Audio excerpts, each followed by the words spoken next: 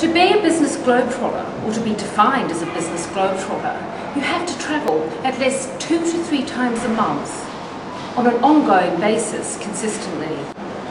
Cohn Wolfe is with Grey Group locally and WPP internationally. In Dubai, they have 7 offices throughout the MENA region. Jordana Tasker is the regional director of Cohn Wolfe, and she is with me here today to talk about being a globetrotter. With the current global issues, do you think that your trips have slowed down slightly in the last, say, 6 months or so? I think the individual officers will really have to think about it, and they have, in some cases perhaps, that you need a better reason to go, or perhaps they'll pull a few different reasons together to make it worth my while.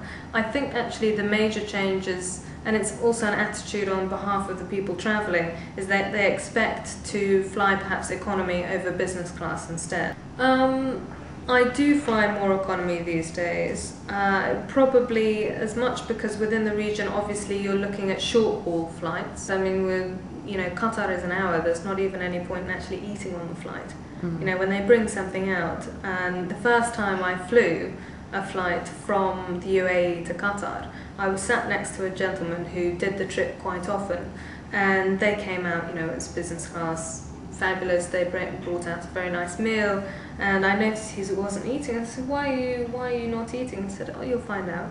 Oh. So as I had, picked up, something to drink or was taking the last bite, all of a sudden, the seatbelt sign went on, we started descending, and they sort of whip away your food and your drink, and there you are, on your way down. So there's no point actually in eating, you can't enjoy it. Amazing. But I suppose on the longer flights you will try to get some VIP services. Which VIP services do you like to use? I think my preferred services really are the pick up and drop off that you get with Emirates, for example. So as I said, I have a lot of my flights are early and they arrive late. So it's just really great when you just sort of wake up, you stroll downstairs, cab is waiting or the car is waiting, and it takes you straight into the business side of Emirates departures. Fantastic. Could you tell me what is your best travelling experience ever?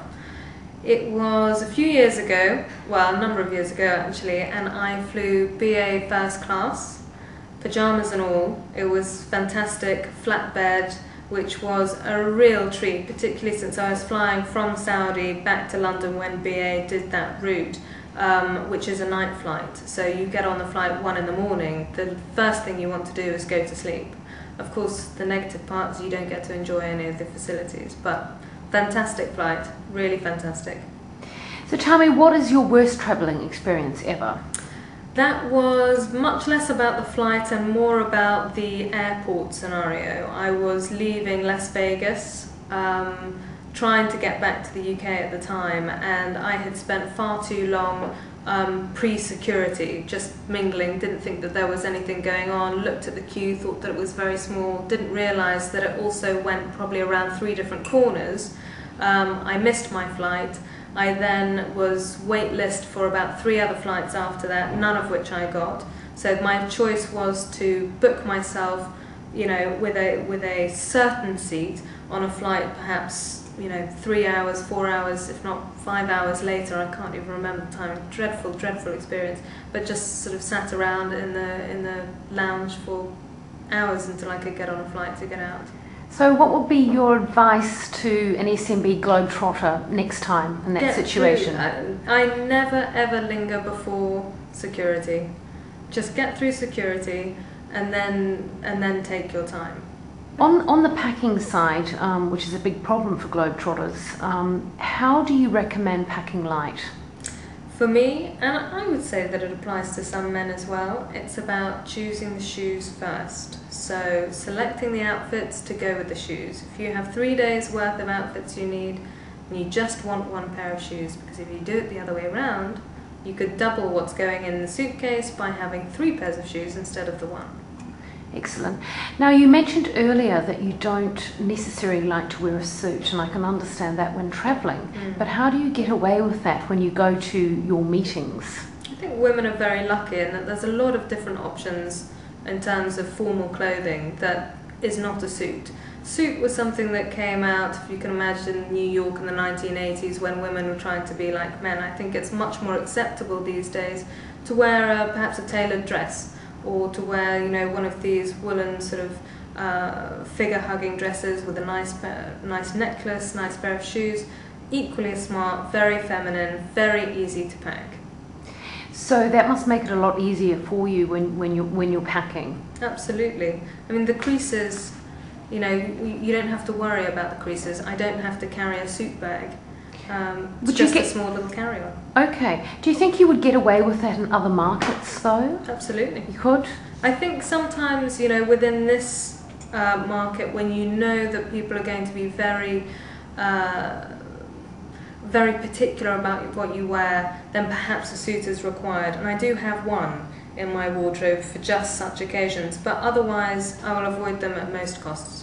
Can I ask what that occasion might be that you would wear that one suit in your wardrobe? I think it's for some more corporate clients that you don't know. I mean, one of the things that you're taught within relationship building and connecting with people is to try and emulate their style. So if you think it's going to be a room full of men wearing suits, then perhaps it is a good time to consider brushing off the suit and wearing that to the meeting instead. Excellent. So tell me, Jordana, would you recommend working on the flight, or do you think business people should take a complete rest once they're on board?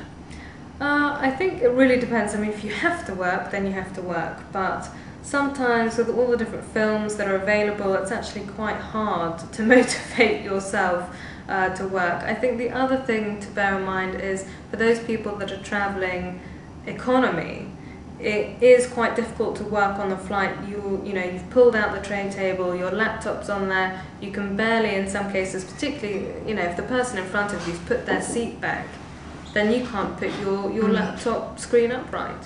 So I would be more inclined to work in the lounge before getting on the flight. Right. You did mention that one should never travel without a BlackBerry. Absolutely. I do travel all the time with my BlackBerry, but that's because, even within the cab, you can finish up some work that you're looking for. But when it comes to developing a presentation, for example, which has it's a 5 megabyte file, it's hard to get it through my BlackBerry. So yes, it's good to have that backup. And I have been in hotels with no internet, and you feel paralysed, you really do. It's a testament to exactly how connected we all are today.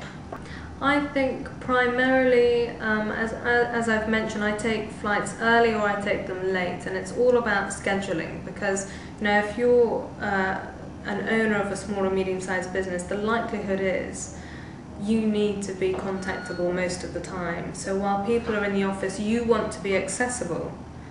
You want to be accessible for the team, for your clients. So best to choose a flight that that leaves very early in the morning, sleep a little less, arrive before 9 so that people can then contact you. And again, when you're leaving, choose something after working hours so that you can get in and have a quick sleep before you can go into the office the next day. So just one last thing, Jordana, with all this travelling that you're doing throughout the MENA region and back to the headquarters in London, what do you do when you're actually taking a vacation? Don't tell me you fly, do you? Unfortunately, I do fly. We fly to Spain, we have family there, we have family in Thailand, in the US, all over the place, and we just unfortunately can't stay where we are.